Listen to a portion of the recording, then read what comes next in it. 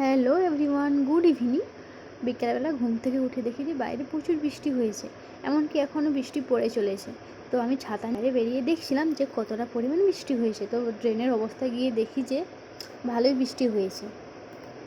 তারপর কিচেনে এসে একটা সিঙ্গারা খেয়ে নিয়ে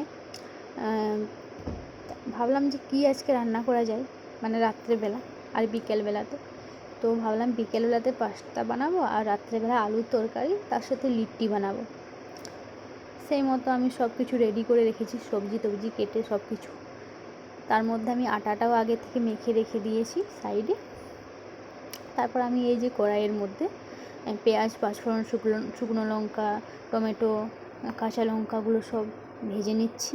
লাল লাল ভাজা হয়ে যাওয়ার পর সাইডে এই যে স্কোয়ার শেপের আলুগুলো দিয়ে দিলাম, দিয়ে নুন হলুদ দিয়ে ঢাকা দিয়ে দেবো, হালকা ভাজা ভাজা হোক।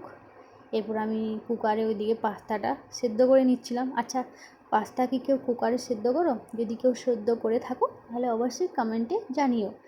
এদিকে আমার আলুরা 70% ভাজা হয়ে গেছে। তো তারপর আমি জল দিয়ে আবার সব বাকি মশলাগুলো দিয়ে দিলাম। এরপর ঢাকা দিয়ে দিলাম, আস্তে আস্তে ওটা কুক হোক। এদিকে আমি পাস্তাটা বানিয়ে নিচ্ছি। পাস্তা বানানোর জন্য প্রথমে কড়াইতে তেল, তারপরে যাতে তেল না ছিটকায় ওই জন্য হালকা একটু নুন দিয়ে দেবে। তারপর পেঁয়াজগুলো ওইরকম বড় বড়োভাবে কেটে তারপরে যে মাঝখান দিয়ে চিড়ে লঙ্কাগুলো দিয়ে দেবে।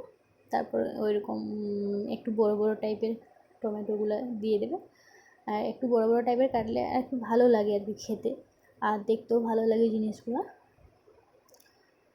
পাস্তা বানানোর সময় সবসময় সবজিগুলো বা পেঁয়াজগুলো যাই বানানো, মানে যেরকম সবজি দেবে বা পেঁয়াজ দেবে, এমনি পেঁয়াজ দিয়েও হয় বা সবজি দিলেও হয়। সবজি বলতে ক্যাপসিকাম এইসবই দেই আর কি।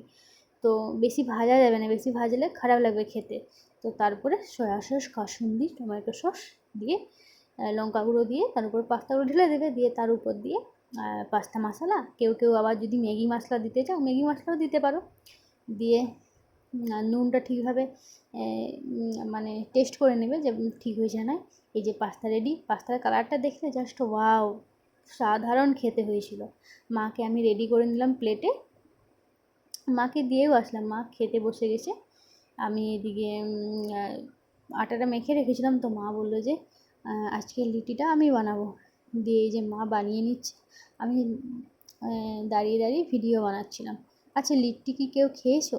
যদি খেয়ে থাকো তাহলে কমেন্টে জানিও, আর যদি কেউ না খেয়ে থাকো তাহলে অবশ্যই কমেন্টে লিখো যে রেসিপি, মানে কেউ যদি রেসিপি দেখতে চায় বা কেউ যদি না খায় তাও লিখতে পারো। এই যে মা বেলে নিয়েছে, দিয়ে এই যে তেল দিয়ে ভেজে নিচ্ছে। কমপ্লিট। এরপর আমি ওই 10:30টার দিকে খেয়ে নিয়েছিলাম, তারপর শুয়ে গিয়েছিলাম। দেখা হচ্ছে নেক্সট কোনো একটা ব্লগে। Bye bye.